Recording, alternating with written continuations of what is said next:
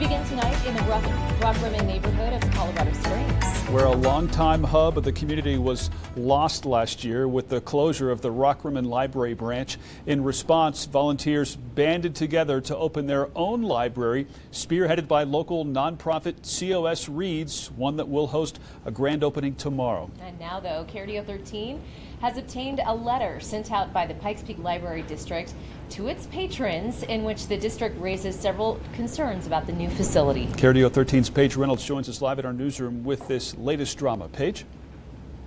Bart, Heather, as the new community library in the Rockrimmon neighborhood prepares to officially open its doors this weekend, Pikes Peak Library District is making one thing clear. Reading at the Rock is not a part of the official PPLD system. They say in just the few months since the COS library's soft opening, there's been a lot of confusion, and it's not the only thing they're worried about.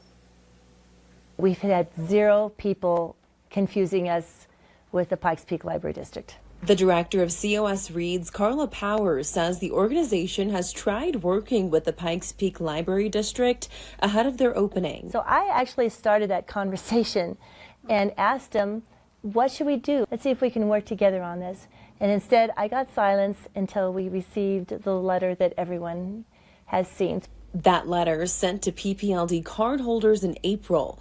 In it, PPLD explains that the new COS library, launched by the nonprofit COS Reads, is entirely independent and not subject to the same state laws, training standards, or safety protocols that govern PPLD's 14 branches and mobile services. District officials also say the similarity in program names such as Toddler Time and Pause to Read is causing confusion for patrons, not to mention books being returned to wrong places. Bottom line, PPLD doesn't want any member of the public to think it's affiliated with COS Library. It was quite painful to read that, and because of that, it is clear that they don't want to help us at all. In fact, they want to do the opposite. Powers says the community effort to create a new library in the Rockrimmon area stems from there not being another place for moms, children, and seniors to gather. All these things that you usually use a library for or a community center, and we're slowly filling that void with using this location.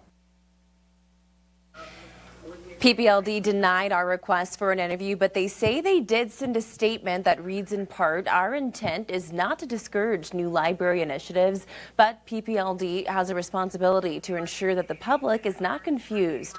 They go on to say, "We welcome the opportunity to move forward, and we remain committed to serving the Rockrimmon community." The grand opening of Reading at the Rock takes place tomorrow at 10 a.m., just a half mile from the former Rockrimmon branch. Reporting live in the newsroom, Paige Reynolds, KRDO 13.